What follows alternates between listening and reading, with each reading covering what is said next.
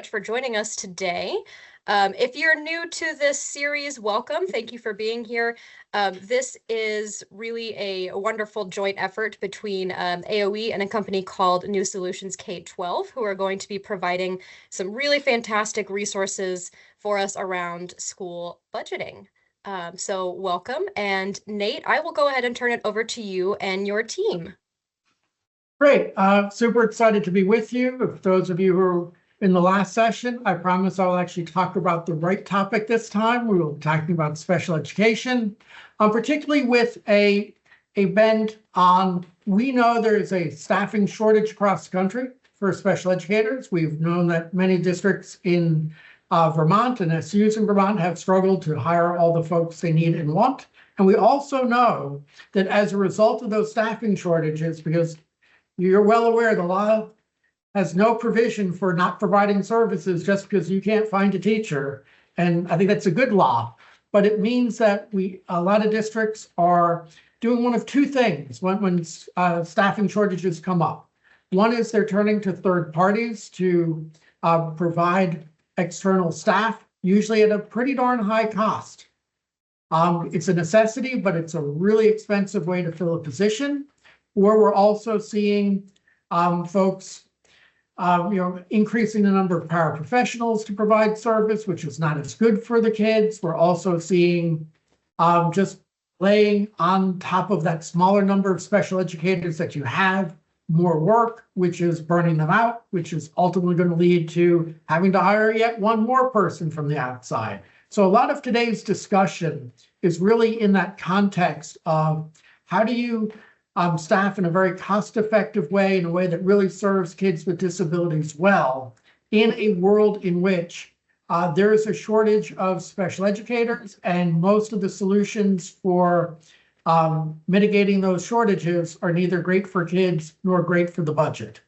So, but we do have some ideas that are actually very good for kids and very good for the budget, and most of all, very good for your staff as well. So it is a win-win-win. So I'm excited to share that with you. So let's see if I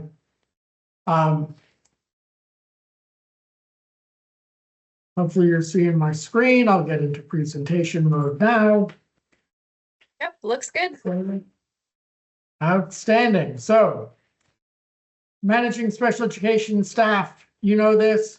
If you're new, we really do want to answer your questions. We want to hear your questions.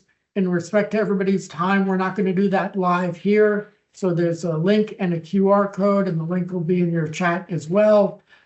Submit your questions. We will get back to you in writing. We'll also create a frequently asked questions section and get answers back to everybody. We'll also host office hours in the near future if you want to talk this through as well. As we walk through today's discussion, we're going to try to make sure we're touching on both technical, political, and practical aspects of these strategies, because we know all three have to come together if they're going to be realistic. So we know that special education vacancies can be expensive. We also know that special education vacancies are really different from other kinds of vacancies. Now, nobody ever wants a vacancy. But sometimes when you have a vacancy outside of special ed, it's not good, but you actually spend a little bit less. Oops. If folks could mute themselves, that'd be great. But we know that in special ed vacancies, we're often looking at filling these by third-party staffing firms, and people are paying 25, 50% more. I've seen even higher than that for each FTE.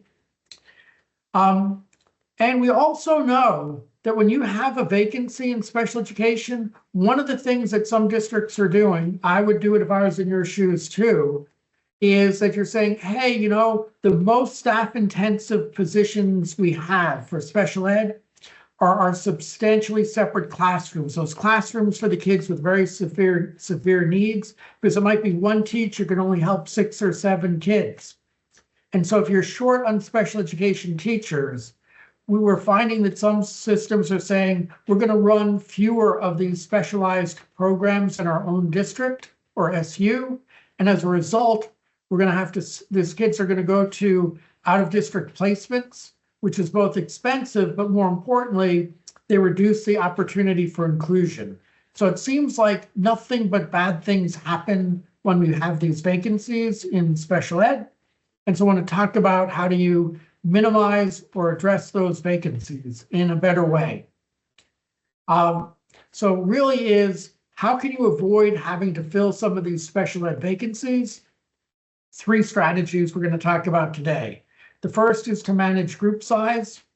The second is to streamline meetings and paperwork. And the third is to embrace telehealth services.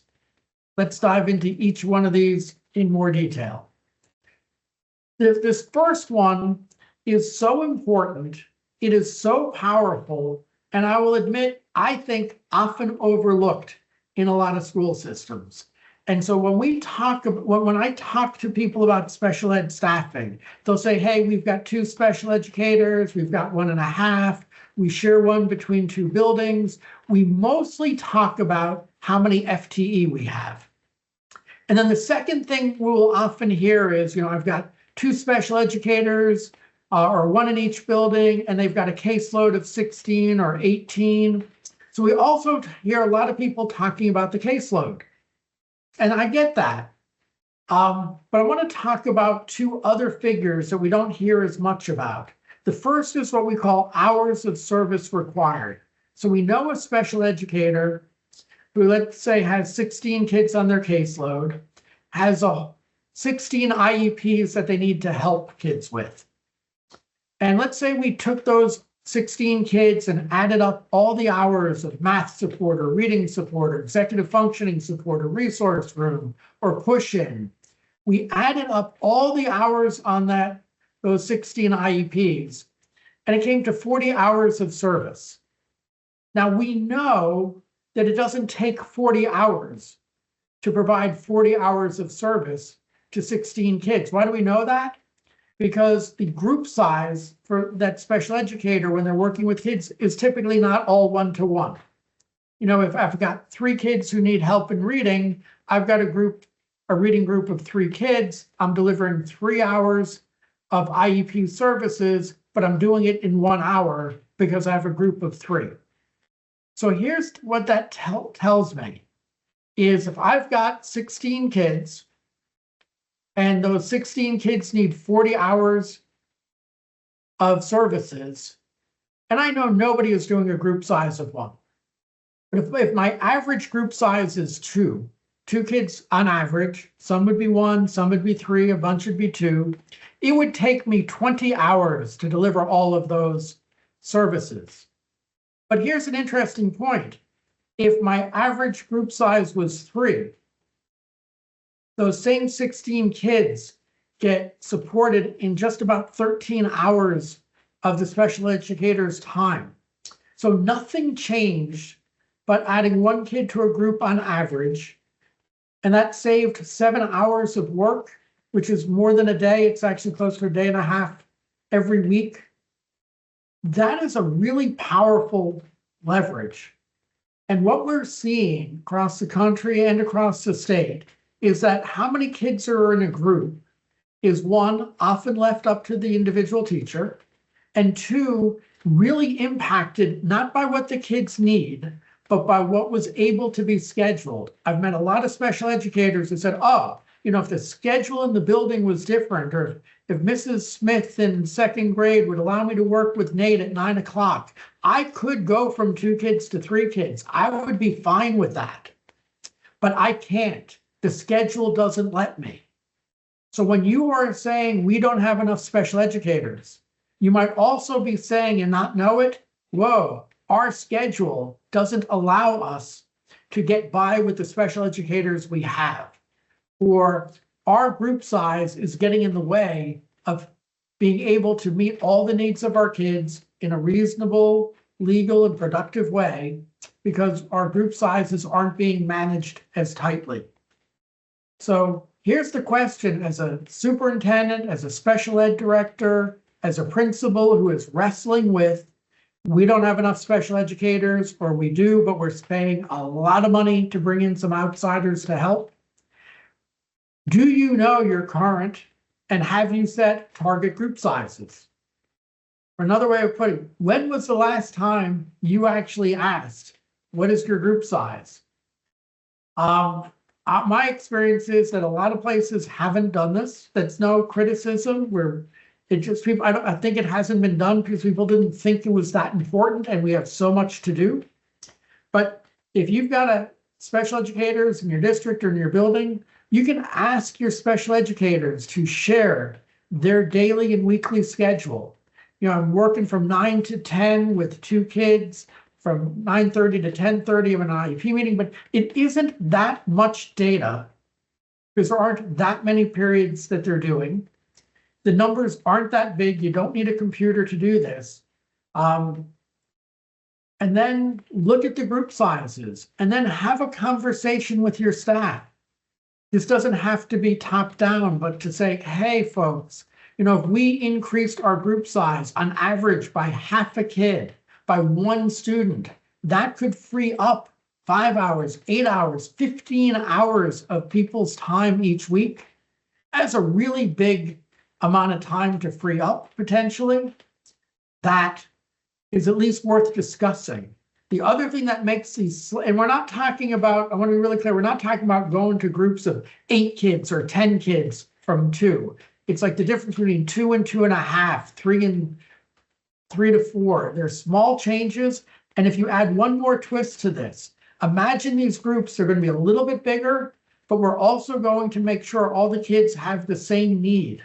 Like maybe I'm going to pull kids from a 1st grade and 2nd grade who need the same kind of reading support. That's not a hard group to teach if that extra kid in the group needs the exact same thing as the other kids who are already there. So that's the first thought. Manage group size, do it with your team.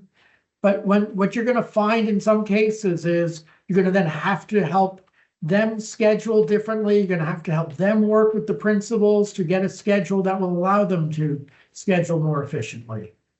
But this is an option. We have been surprised at how often this has turned out to mean you did not need that one more person that you don't have and can't find. The second strategy we want to talk about today is streamlining meetings and paperwork. Well, let's be clear. You hire a special educator on average, and we've done these studies with 50,000 or more special educators, and we've done them in Vermont with many, many hundreds of special educators. The average special educator spends more than half their day in meetings and paperwork. And to be fair, meetings and paperwork will never go away. We are not suggesting that that's not part of the special educator's job, but we are going to suggest that in some districts, you can streamline meetings and paperwork, and if meetings and paperwork take less time, teachers would have more time to work with kids.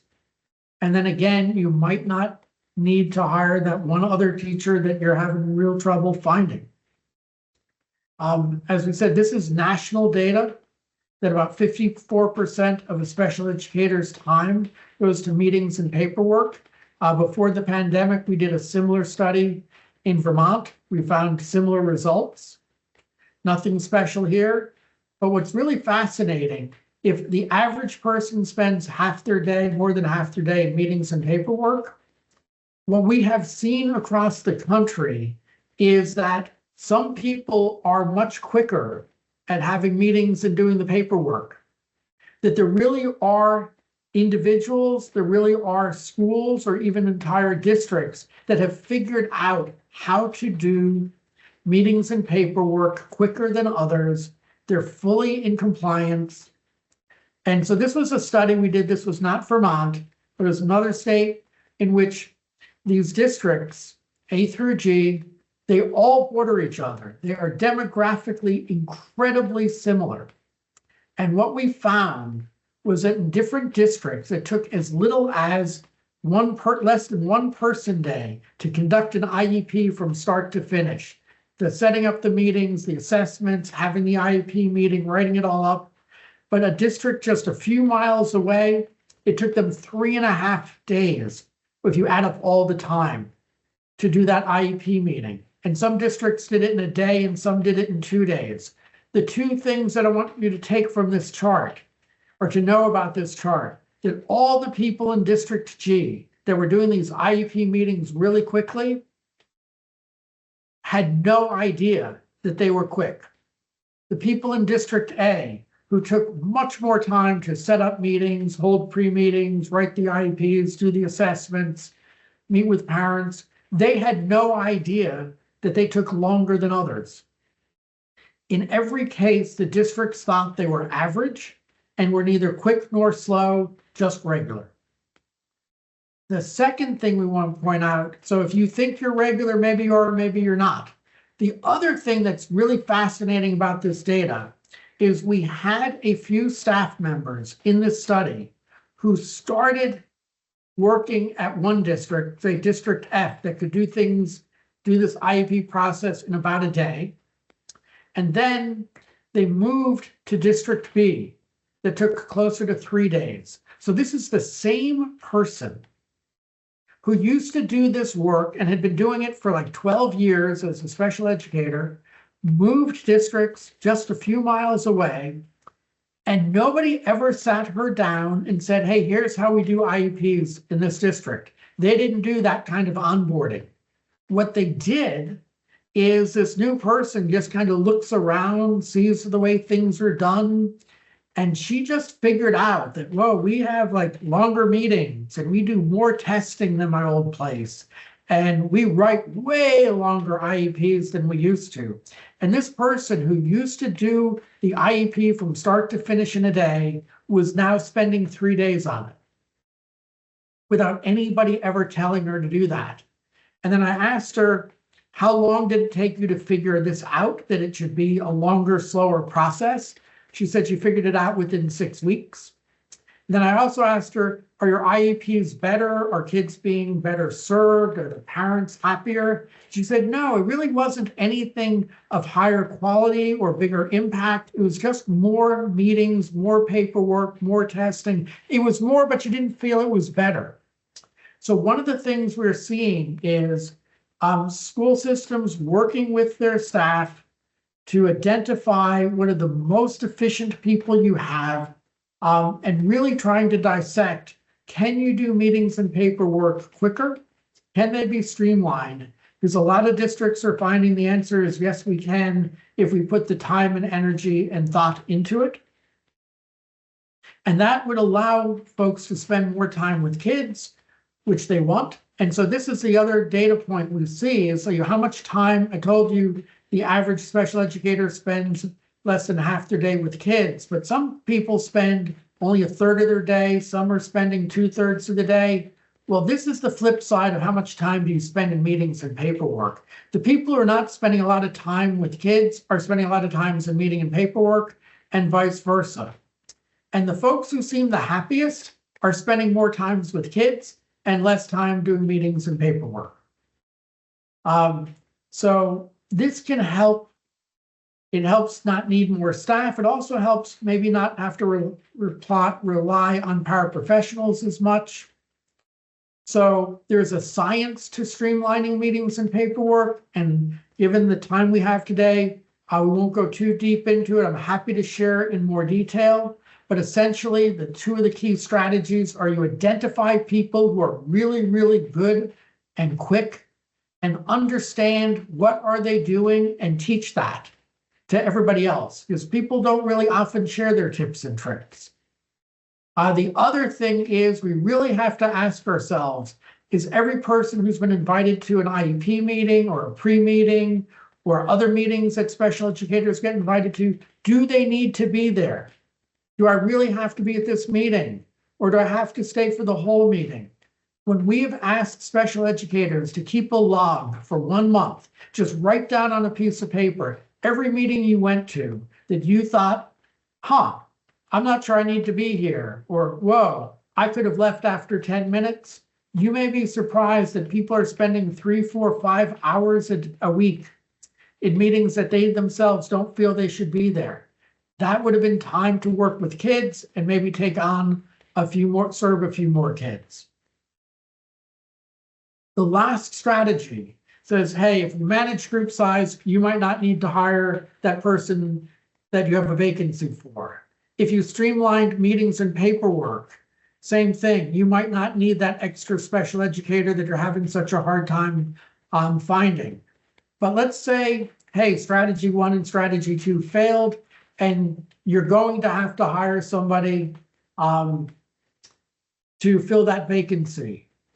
What I have seen across the country is in many other states, particularly states with small and rural schools, they have embraced telehealth, teleservices, remote services to a much larger degree than we've seen in Vermont. Now, I'm not suggesting that nobody in Vermont's doing remote services, whether, and obviously we all learned how to do it during the pandemic, but whether it's speech and language, or even some assessment, or some tutoring or reading support, we are seeing high levels of success and in a very cost-effective way, supporting some kids with disabilities. It's hard to do OT remotely. It's hard to work perhaps with kids with autism. We're not going to put this into a high needs classroom, but there are selective places where telehealth services can really be effective. They can be very cost effective. But here's something I want you to think about in one of my last thoughts for today is, while the rest of the country has been moving to embrace telehealth services, virtual services, and again, some folks in Vermont are, but not as much as we see elsewhere. I want to be candid about that.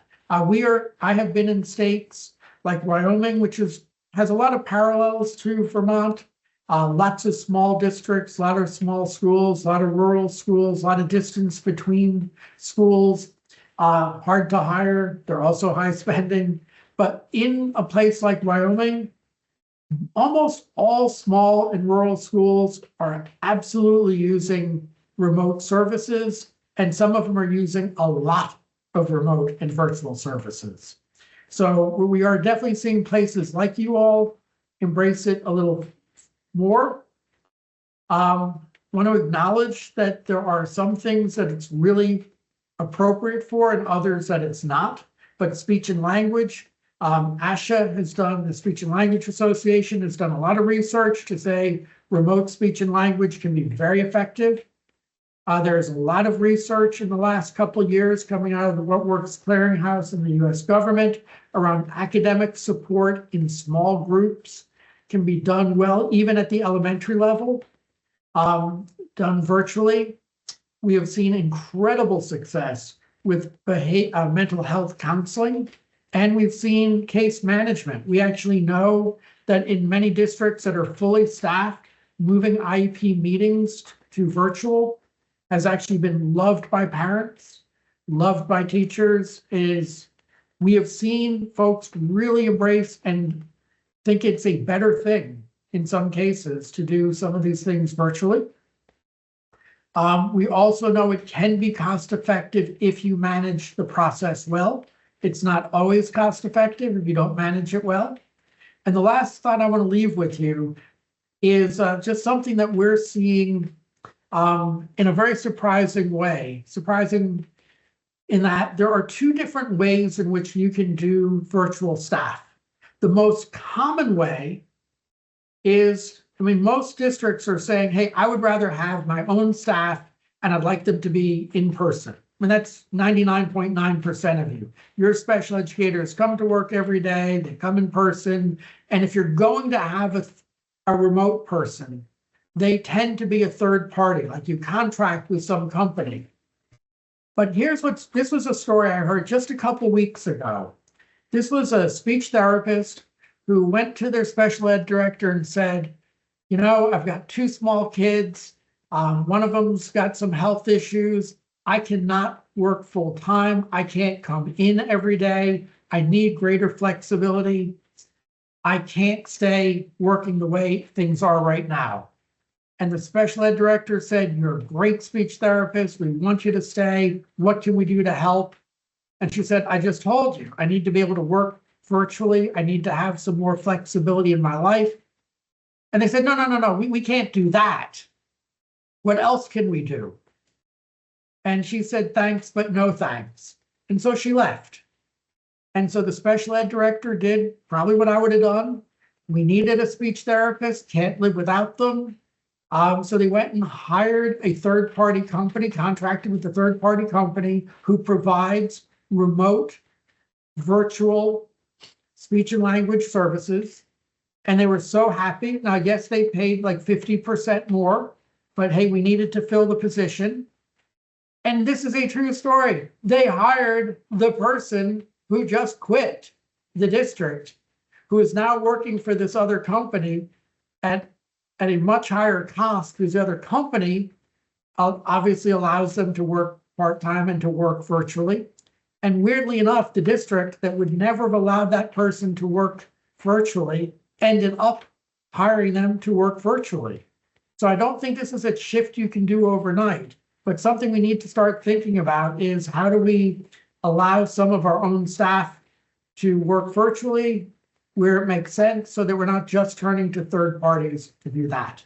So with that, I want to recognize we're about out of time. Share that we've got some more sessions coming. Happy to answer people's questions as well. Take a picture of the link. We will answer your questions in writing and through an FAQ. And we will host some office hours in the near future as well. So with that, I hope that was helpful to you all. Yeah, absolutely. Thank you so much, Nate. And a big thank you to everybody at the New Solutions team that was here today. Again, if you need any more information about these sessions, we also have 2 tomorrow afternoon if you'd like to attend. All of that information is linked in the chat for you. Otherwise, I can stick around for a few minutes in case anybody has questions about the schedule. But yeah, other than that, I think we're good. Thank you all so much for your time today. Have a good evening.